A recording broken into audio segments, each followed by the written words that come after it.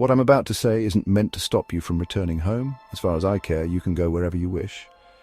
But I want you to know how you've behaved towards me and how I have treated you. I'll begin, as is right, with my father, Philip. When he found you, you were mere peasants, wearing hides, tending a few sheep on the mountain slopes and barely able to defend them from your neighbors. Under him, you began living in cities with good laws and customs. He turned you from slaves into rulers over those very barbarians who once plundered your land.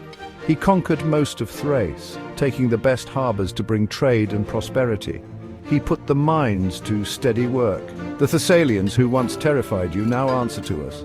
The Athenians and Thebans, always seeking a chance to attack Macedonia, were so humbled, myself playing a small part in that war, that they now rely on us for their protection. My father marched to the Peloponnese, settled their disputes, and was declared supreme commander of all the Greeks for the campaign against the Persians. A great honor, not just for him, but for all Macedonians. This is what my father Philip did for you, great enough on its own, but small compared to what you've gained from me.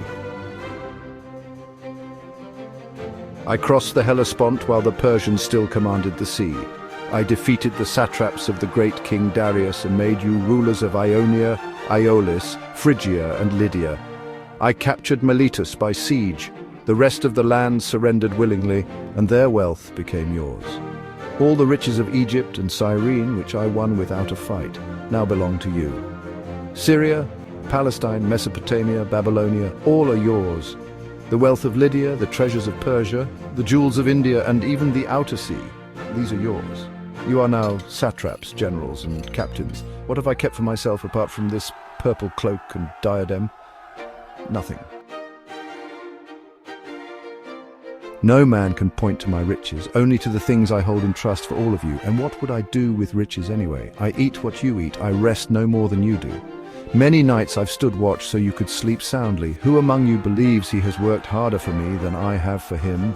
If any of you have scars, strip and show them to me. I'll show you mine. There isn't one part of my body, at least the front, that isn't marked by wounds. My body is covered in scars from swords, arrows, stones and clubs, all for your sake, your glory and your wealth.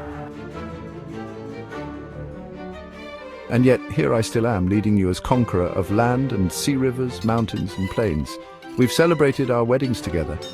Many of your children are cousins of my own. I've paid off your debts without asking how you got them, even though you've pillaged every city we've taken.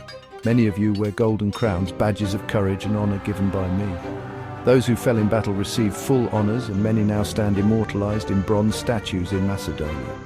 Their families are exempt from taxes, and they are celebrated as heroes. Under my command, not one man has been killed fleeing the enemy. Now I wish to send some of you, those wounded, those crippled, or those grown old, back home to be welcomed as heroes. But since you all wish to go, then go! All of you, go! Go home and tell them that your king Alexander, conqueror of the Persians, Medes, Bactrians and Scythians, ruler of Parthians, Chorasmians and Hyrcanians, as far as the Caspian Sea, who crossed the mountains of the Hindu Kush, the Oxus, the Tanais and the Indus, where no man had marched since Dionysus himself. Tell them that when you returned to Susa, you abandoned him. You left him under the protection of the very foreigners you had conquered. Perhaps this will seem glorious in the eyes of men and worthy in the eyes of the gods. Be gone.